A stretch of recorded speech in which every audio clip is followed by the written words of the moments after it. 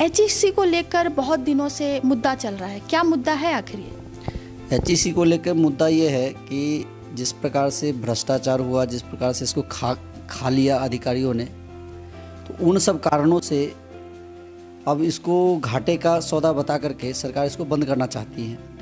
परंतु सरकार बंद करने से पहले भी थोड़ी सी हिचकिचाहट है सरकार की एक, कि जो डिफेंस की जो प्रोडक्शन है, डिफेंस की जो चीज़ों का, उनको लेकर के सरकार मिनिमम चीज़ें चलाना चाहती है, अपने पास रखना चाहती है।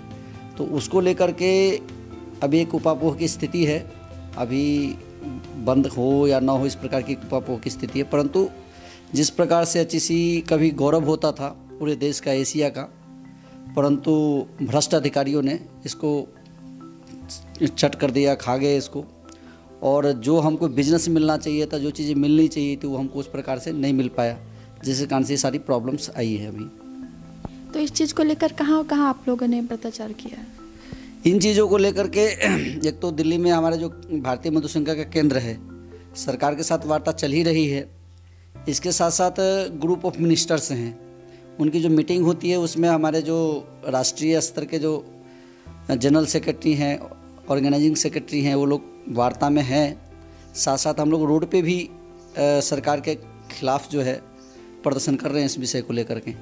क्योंकि ये मुद्दा चल रहा है 90 से, क्योंकि 1990 में जब वाजपेयी जी की सरकार हुआ करती थी तो एक बार ये उस समय भी बंद होने के कगार पे पहुंचा था, और इस बार जो है लगभग पूरी ही देखा जा रहा है एक तरह से। 81 में सरकार ने इंटरनेशनल ट्रीटी पे एक साइन किया था, और केवल भारत का विषय नहीं है, तो ये इंटरनेशनल विषय है।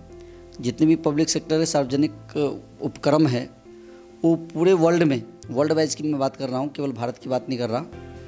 तो उस स्थिति में क्या है कि उसको सरकार जो वार्ता कराई है, तो उसको लेकर कोई भी सरकार आए, चाहे वो बीजेपी की सरकार हो, कांग्रेस की सरकार हो, XY जो भी सरकार हो, उनकी अब एक मजबूरी है कि भाई वो इसको या तो प्राइवेटेशन में जाएंगे या निगमीकरण में जाएंगे, कुछ ना कुछ ऐसा उनका है। तो इस कारण से ये चीज़ें चल रही हैं। परंतु क्या है कि उस समय सरकार धीरे धीरे चली। हाँ, ये जो बीजेपी की सरकार आती है, ज़रा इसकी स्पीड ज़्यादा होती है, उनके कारण से ज़रा एक राजनीतिक और सामाजिक वातावरण थोड़ा बदलता है। तो वो स्थिति है इस समय।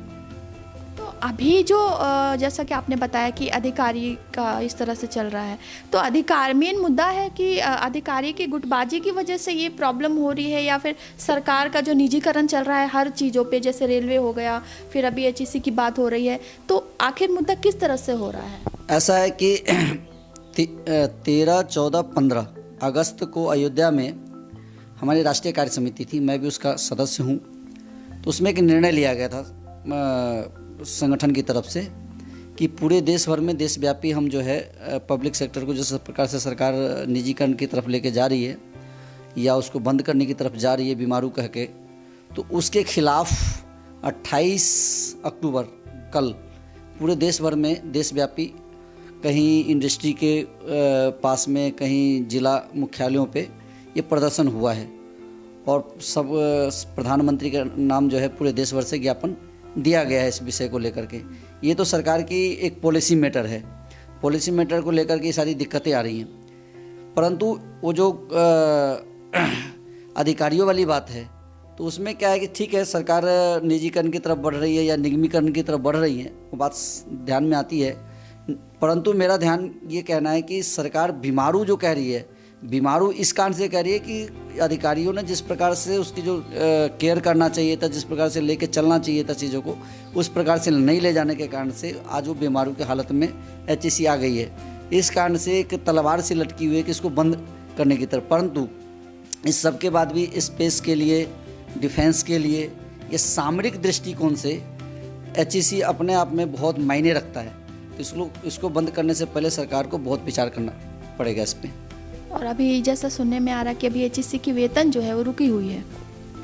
हाँ, वेतन अभी रुकी हुई है, क्योंकि सरकार को ये लग रहा है कि हम इसको पुनर्जीवित करने के लिए बार बार कितना पैकेज दें। सरकार भी अपनी एंगल से सोचती है और कोई पैकेज आता, क्योंकि कल मैं मिला था तो इसमें बात ये आई थी कि 2500 करोड़ मिलेगा, तो फिर क्या कि इसका रिफॉर्म कर सकेंगे मशीनों का और चीज़ों का। परंतु अभी तत्काल इसको चलाने के लिए 800 करोड़ की आवश्यकता है मिनिमम, तो ये अभी पोजीशन है। परंतु सरकार अभी इस उपापोह से बाहर नहीं निकल रही है। इस कारण से अभी सरकार किसी को डिले कर रही है इसको। और मैं इस पर एक तोहमत भी लगाता हूँ सरकार के ऊपर। सरकार को अगर कोई चीज़ बंद करनी होती है तो सरकार कहीं तनख्वाह नहीं देना, बिजनेस को रोकना, कुछ इस प्रकार की चीज़ें भी करती है, जिसके कारण से वो बीमारू दिखाती है। और ये बीमारू दिखा करके उसको बंद करने की उनकी एक चाल है, सोची समझी, ताकि जनता ना भर के। ये उनका एक वो है। जैसा कि एक मुद्दा हम उठाएंगे कि आपने जैसा बोला कि बीजेपी की जब सरकार आती है तो वो थोड़ा फास्ट हो जाती है। तो अगर देखा जाए तो बीजेपी, कांग्रेस या आरजेडी या जेएमएम, ऐसा कोई भी चेहरा है जो देश हित के बारे में सोच सके? आपको लगता है ऐसा कोई भी पार्टी? नहीं, देश हित के बारे में जहाँ तक सोचने की बात है, इसमें 2-3 बातें हैं। क्या है कि एक अनऑर्गेनाइज सेक्टर बहुत बड़ा है। आप अगर देखेंगे तो इस देश के अंदर 93% जो है अनऑर्गेनाइज सेक्टर है, और केवल जो है 7% जो है संगठित क्षेत्र है, ऑर्गेनाइज सेक्टर है। तो इस कारण से दिक्कत क्या है कि सरकार एक बड़े कैनवस को भी देख रही है और इसको भी देख रही है। परंतु ये पब्लिक सेक्टर इसलिए लाया गया था कि ताकि देश में ज़रा विकास और उस चीज़ों को लेकर लाया गया था। परंतु जिस प्रकार से भ्रष्ट नौकरशाही, जैसे नीति आयोग है, नीति आयोग में जो लोग बैठे हैं वो बाहर से पढ़ के आए हैं। वो अमेरिका के एंगल से सोचते हैं, वो जर्मनी के एंगल से सोचते हैं, वो ऑस्ट्रेलिया के एंगल से सोचते हैं। वहाँ की जनसंख्या इतनी नहीं है। भारत की जनसंख्या 135 करोड़ है। तो भारत को भारत के हिसाब से सोचना पड़ेगा, भारत को भारत की संस्कृति के हिसाब से सोचना पड़ेगा। जब हम उस हिसाब से नहीं विचार करेंगे तो इस प्रकार की जो प्रॉब्लम्स है वो आएगी। इसीलिए जहाँ तक आपने कहा कि देश हित में सोचने वाला, राष्ट्र हित में सोचने वाला, मेरा ये मानना है कि कोई भी पार्टी, कोई पाकिस्तानी नहीं है, कोई बाहर का नहीं आया हुआ है। हर आदमी देश के बारे में सोचता है, अच्छा ही सोचता है। कुछ एक अपवाद छोड़ दीजिए जो देश को भी बेच के खाने की सोचते हैं, बाकी हर कोई देश के बारे में अच्छा सोचता है। तो अभी तो निजीकरण के बारे में देखा जा रहा है, हर चीज़ से हो रहा है निजीकरण, रेलवे का हो या फिर किसी चीज़ का हो। और इसके साथ साथ अभी जातिवाद को लेकर भी काफ़ी बढ़ावा मिल रहा है, इसको क्या कहेंगे आप?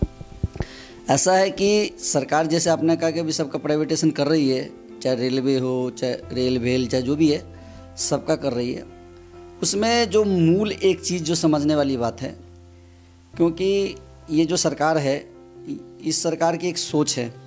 सोच क्या है कि पहले आप पुराने समय में एक विषय चलता था कि राजा का काम नहीं है व्यवसाय करना, राजा का काम है चीज़ों को ठीक से रेगुलेट करना।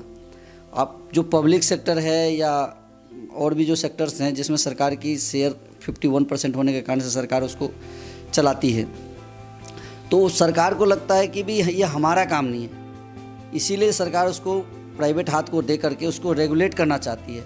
परंतु मेरा प्रश्न ये है इसमें कि सरकार उसको ठीक से रेगुलेट नहीं कर पा रही है। बहुत सारे ठेके पे चल रहा है, ठेके का जो मजदूर है इतना शोषित हैं, वो बेचारे कुछ कह भी नहीं सकता। उसको कहा अगर उसने कोई विषय लेके गया तो उसको बाहर निकाल देते हैं। एक तो ये विषय, आपने जातिगत बात कही।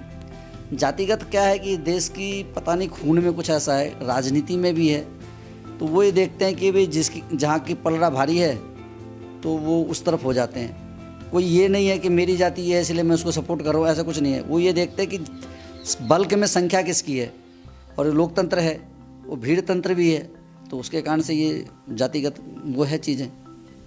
और अपना परिचय दे दीजिए। मेरा नाम ब्रजेश कुमार है। मैं भारतीय मजदूर संघ झारखंड प्रदेश का संगठन मंत्री हूँ, और हमारा अक्टूबर में अभी 20 में अधिवेशन हुआ था केंद्र का। पहले मैं दिल्ली का संगठन मंत्री था, अभी यहाँ नियुक्त किया गया हूँ मैं। धन्यवाद।